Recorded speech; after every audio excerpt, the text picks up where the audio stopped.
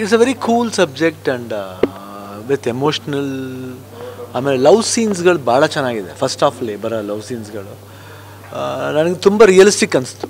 ಭಾಳ ಏನಂತೀವಿ ರಚಿತಾರಾಮ್ ಅವರು ಹಾಗೂ ಶ್ರೀನಗರ್ ಕಿಟ್ಟಿದು ಆ ಲವ್ ಸೀನ್ಸ್ ಇದೆಯಲ್ಲ ಭಾಳ ಒಂದು ತುಂಬ ವರ್ಷಗಳ ನಂತರ ಒಂದು ವಿಶೇಷತೆ ಮೂಡಿಸುತ್ತೆ ಅಂತ ನಾನು ಅನಿಸುತ್ತೆ. ಹಾಗೆ ಸ್ವಲ್ಪ ಈ ನಾಕ್ಷಿಗೆ ಸ್ವಲ್ಪ ಸ್ಟೈಲಿಶ್ ಮೇಕರ್ ಆ್ಯಕ್ಚುಲಾಗಿ. ತುಂಬ ಏನಂತೀವಿ ಈ ಲವ್ಲಿ ಮುಳುಗಿರೋಂಥ ಆಳು.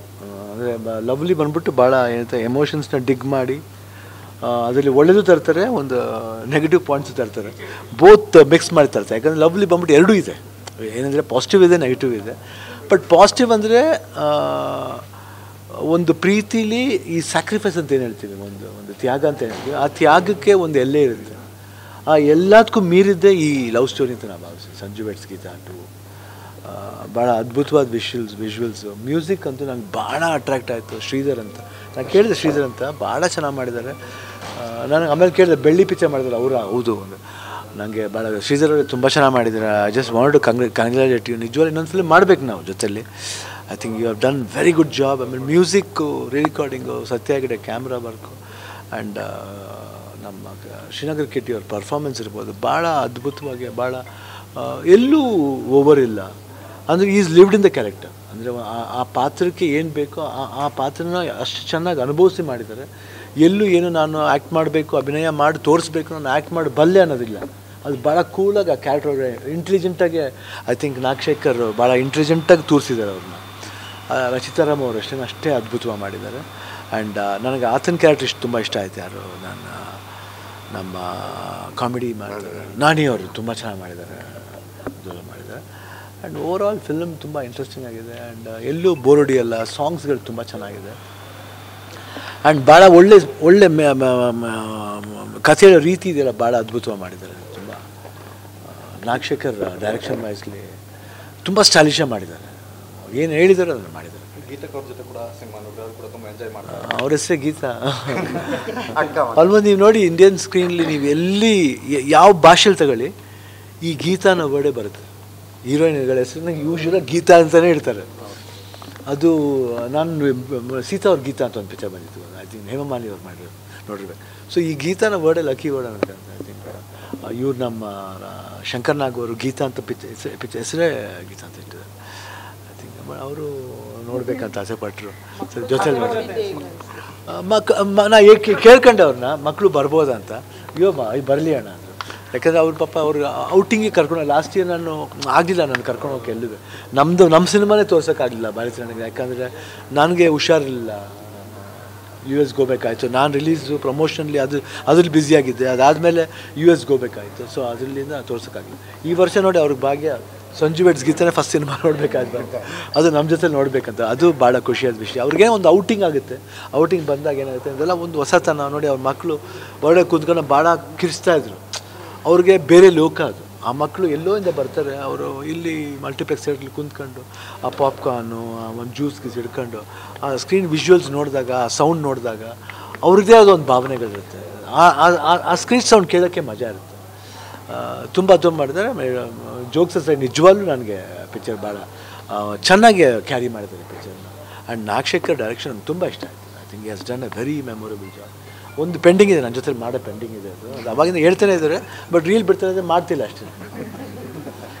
ಇವಾಗ ಡಿಜಿಟಲ್ ಇಲ್ಲ ಹೇಳ್ತಾ ಇದೆ. ಅದೊಂದು ಕತೆ ಹೇಳಿದರು, ಒಂದು ಒಳ್ಳೆ ಕತೆ ಹೇಳಿದರು. ಅದು ಒಂದು ಪೀರಿಯಾಡಿಕ್ ಫಿಲ್ಮ್ ಹೇಳಿದ್ರು, ಒಂದು ತುಂಬ ಚೆನ್ನಾಗಿದೆ ಐಡಿಯಾ. ಅದು ನನಗಿನ್ನೂ ಮನಸ್ಸಲ್ಲಿ ಇದೆ.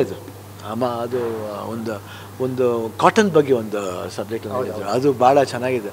ನಾನು ಹೇಳ್ತಾ ಇದ್ದೀನಿ ಮಾಡಿ ಅಂತ ತುಂಬ. ಅದು I think he has done very well and good. After long time I'm seeing Nagashekar back in action. ಭಾಳ ಚೆನ್ನಾಗಿ ಅದನ್ನ ಎತ್ಕೊಂಡಿಲ್ಲ. ಸಿದ್ಲಘಟ್ಟ ಸಿಲ್ಕ್ಸ್ ಅನ್ನೋದೇ ಭಾಳ ಅದ್ಭುತವಾದ ಒಂದು ಕಾನ್ಸೆಪ್ಟ್. ಆ್ಯಂಡ್ ರೈತರದ್ದು, ಆಮೇಲೆ ಓವರ್ ಆಲ್ ಆ ಪಿಕ್ಚರ್ ಮೇಕಿಂಗೇ ತುಂಬ ಚೆನ್ನಾಗಿದೆ. ಹೇಳೋ ರೀತಿ ಇರ್ಬೋದು. ಆ್ಯಂಡ್ ಸುಮ್ಮನೆ ನಾವೇನು ಹೇಳ್ತೀವಿ, ಕ್ಯಾಮ್ರಾಮನ್ ಇವ್ರನ್ನ ಹಾಕ್ಬಿಟ್ಟಿದ್ದೀವಿ, ಅವ್ರನ್ನ ಹಾಕ್ಬಿಟ್ಟಿದ್ದೀವಿ, ಹಿಂಗೆ ತೋರಿಸ್ಬಿಟ್ಟಿದ್ವಿ ಅನ್ನೋದಲ್ಲ. ತೋರ್ಸೋದಕ್ಕೊಂದು ಪರ್ಪಸ್ ಬೇಕು. ಯಾತಿಗೆ ತೋರಿಸ್ತೀವಿ ನಾವು, ವಿಜುವಲಿ ಯಾಕೆ ನಾವು ತೋರಿಸ್ತೀವಿ ಅಂತ, ಜನಗಳನ್ನ ಹೆಂಗೆ ನಾವು ಅಟ್ರ್ಯಾಕ್ಟ್ ಮಾಡ್ಬೋದು ಅನ್ನೋದಕ್ಕೆ ಒಂದು ಇದಿರುತ್ತೆ. ಅಮಿತಾಬ್ ಬಚ್ಚನ್ದು ಒಂದು ಪಿಕ್ಚರ್ ಬಂದಿತ್ತು. ಅಮಿತಾಬ್ ಬಚ್ಚನ್, ರೇಖಾ ಅವರು, ಜಯ ಬಾದ್ರಿ ಅವರು ಮಾಡಿದರು.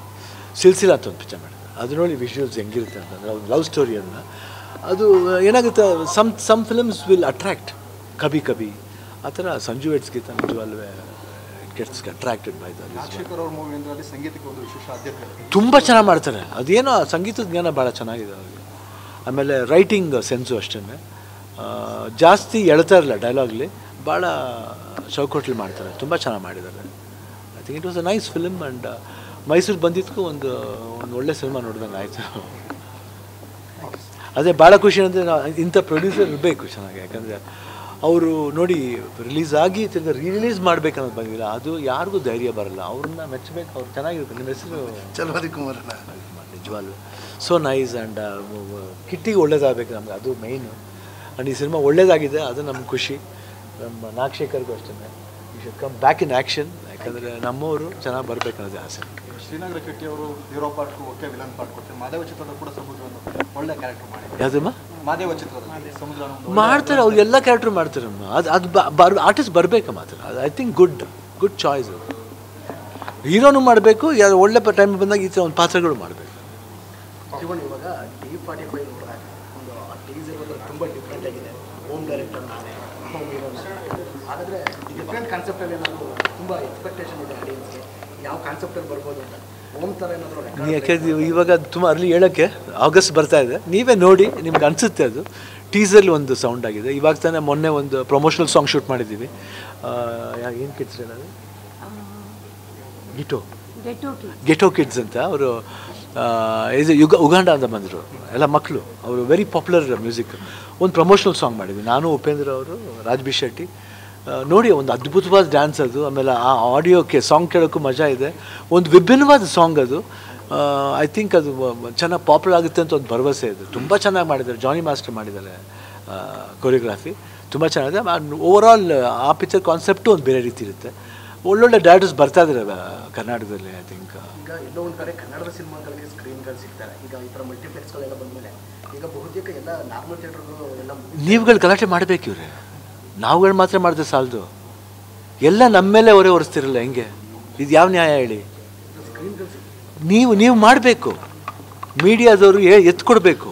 ಯಾಕೆ ಕೊಡ್ತಿಲ್ಲ ನೀವು? ನೀವೆಲ್ಲ ಬರೀ ನಮ್ಮ ಮೇಲೆ ಆಗ್ತೀರಾ.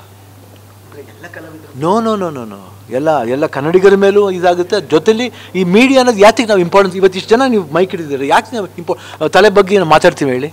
ಒಂದು ರೆಸ್ಪೆಕ್ಟು, ಆ ರೆಸ್ಪೆಕ್ಟ್ ನೀವು ಉಳಿಸ್ಕೋಬೇಕಲ್ವ? ನೀವು ಫೈಟ್ ಮಾಡಬೇಕು. ಯಾಕೆ ಕೊಡ್ತಿಲ್ಲ ಅನ್ನೋದು. ಸುಮ್ಮನೆ ಅವಾಗ ಮಾತ್ರ ಬಂದು ಒಂದು ಏನೋ ಬಂದು ಮಾತಾಡ್ಬಿಟ್ಟು ಟಿ ವಿ ನೋಡ್ಬಿಟ್ಟು ಹೋಗೋದಲ್ಲ. You should fight, everybody should fight together. Kannada ಭಾಷೆ ಅನ್ನೋದು ಒಬ್ರದಲ್ಲ, ಎಲ್ರಿಗೂ ಸಂಬಂಧ ಅಲ್ವಾ? ನಿಮಗೂ ಸಂಬಂಧ ಇದೆ, ನಮಗೂ ಸಂಬಂಧ ಇದೆ, ಪ್ರತಿಯೊಬ್ಬರಿಗೂ ಸಂಬಂಧ ಇದೆ. ಯಾಕೆಂದರೆ ಅವತ್ತು ಒಳ್ಳೆ ಸಿನಿಮಾಗಳು ಬಂದು ಅವ್ರಿಗೆ ಥಿಯೇಟರ್ ಸಿಗದೆ ಇದ್ದಾಗ ನಿಜವಾಗ್ಲೂ ಹೊಟ್ಟೆ ಉರಿತವ. ಮೊನ್ನೆ ಪ್ರಭಾಕರ್ ಅವ್ರ ಮಗನ ಫಿಲ್ಮ್ ನಮ್ಮ ನಿಜವಾಗ್ಲೂ ಇಟ್ ಇಸ್ ನಮಗೆ ಪಾಪ ಅನ್ನಿಸ್ತು. ಎಷ್ಟು ಮಟ್ಟಿಗೆ ನ್ಯಾಯ ಹೇಳಿ? ಅಂದರೆ ಕರ್ನಾಟಕದಲ್ಲಿ ಕನ್ನಡಿಗರು ಬೆಗ್ ಮಾಡೋ ಪರಿಸ್ಥಿತಿ ಬಂದ್ಬಿಟ್ಟಿದೆ. ಬರಬಾರ್ದು. ಅದು ಬಂದ್ಬಿಟ್ಟು ಎಲ್ಲರ ಮೇಲೂ ಪ್ರೆಷರ್ ಹಾಕಬೇಕು ಅಷ್ಟೇ. ಅದು ಸ್ವಲ್ಪ ನೀವು ಸಹಾಯ ಮಾಡಬೇಕು. ಏನು ಬೇಜಾರು ಮಾಡ್ಕೋಬೇಡಿ, ನಾನು ಫ್ರ್ಯಾಂಕಾಗಿ ಹೇಳ್ತೀನಿ ಅಷ್ಟೇ. Thank you.